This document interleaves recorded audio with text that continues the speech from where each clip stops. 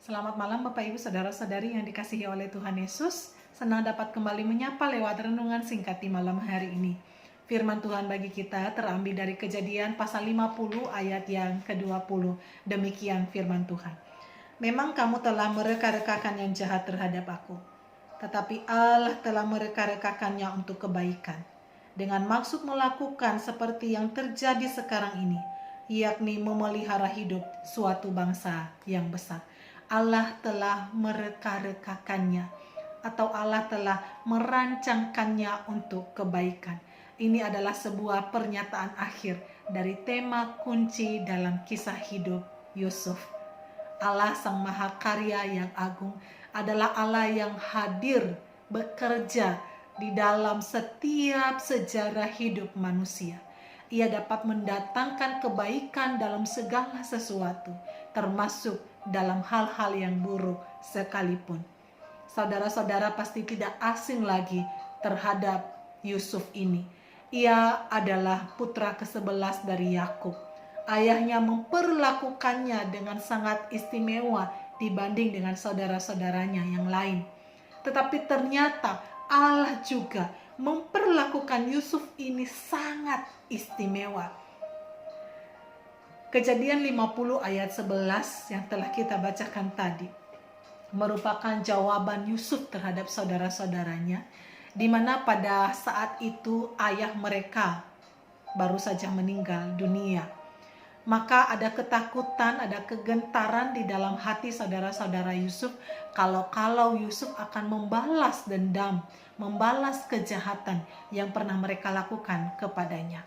Maka segera saudara-saudaranya ini datang kepada Yusuf meminta pengampunan, bahkan menyatakan kesediaan mereka untuk menjadi budak Yusuf, karena memang Yusuf pada saat itu menjadi orang yang sangat terpandang di Mesir. Dari jawaban Yusuf ini terhadap saudara-saudaranya, kita melihat bahwa hidup ini adalah sebuah proses. Dalam hidup ini kita kadang harus melepaskan apa yang menjadi kebanggaan kita. Yusuf harus menanggalkan apa yang menjadi kebanggaannya, yaitu jubah maha indah hadiah dari ayahnya. Yusuf juga harus melupakan mimpi-mimpi yang pernah ia dapatkan.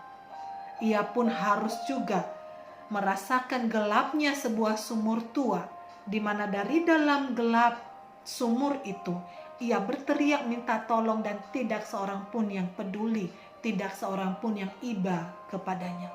Yusuf harus terpisah dari keluarga, dari orang tuanya, dan menjadi orang asing di Mesir. Tidak ada yang dijanjikan di sana, kecuali ia akan berjumpa dengan fitnahan dan juga penjara. Dan dari dalam penjara itu, Yusuf pun harus merasakan bagaimana pahitnya dilupakan oleh orang-orang yang pernah ia tolong.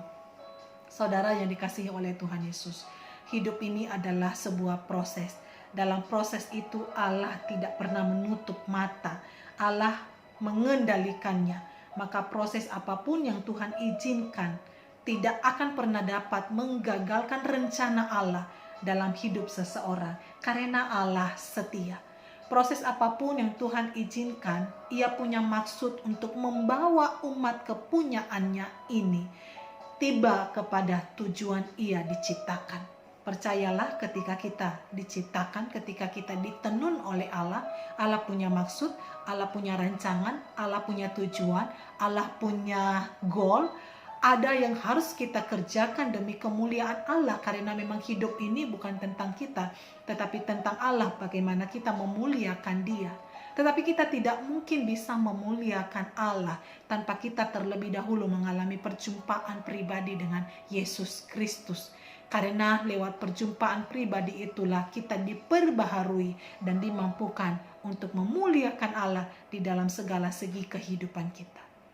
Kejahatan yang dilakukan oleh saudara-saudara Yusuf kepada Yusuf diubah Allah menjadi sebuah kebaikan, yaitu untuk memelihara hidup suatu bangsa yang besar. Melalui proses yang tidak mudah, Allah membawa Yusuf tiba pada tujuan Allah menciptakannya, yaitu Yusuf harus menggenapi janji Allah kepada Abraham bahwa melalui keturunan Abraham inilah bangsa-bangsa akan mendapatkan berkat, dan itu dimulai dari kisah hidup Yusuf. Saudara yang dikasihi oleh Tuhan, oleh sebab itu maka kita tidak usah takut pada rancangan jahat manusia. Anda mungkin difitnah, Anda mungkin tidak dianggap, direndahkan, dilupakan. Jadikan itu sebuah proses yang membuat kita mengalami progres yang signifikan. Jadikan itu sebuah proses yang membuat kita semakin bernilai, semakin indah. Mutiara yang indah dihasilkan dari sebuah gesekan yang menyakitkan. Oleh sebab itu mari setia pada proses Tuhan. Orang yang setia pada proses Tuhan adalah orang yang sering dipakai Tuhan bagi kemuliaannya. Kunci hidup Yusuf dalam proses berat yang ia alami, ia setia menjaga integritasnya. Ia setia kepada Allah, ia setia kepada tugasnya, ia setia menjaga baik-baik kepercayaan yang diberikan kepadanya. Maka sekali lagi, setialah pada proses Tuhan. Sebab Allah dapat mendatangkan kebaikan dalam setiap proses apapun yang sedang kita alami pada saat ini. Tuhan Yesus memberkati.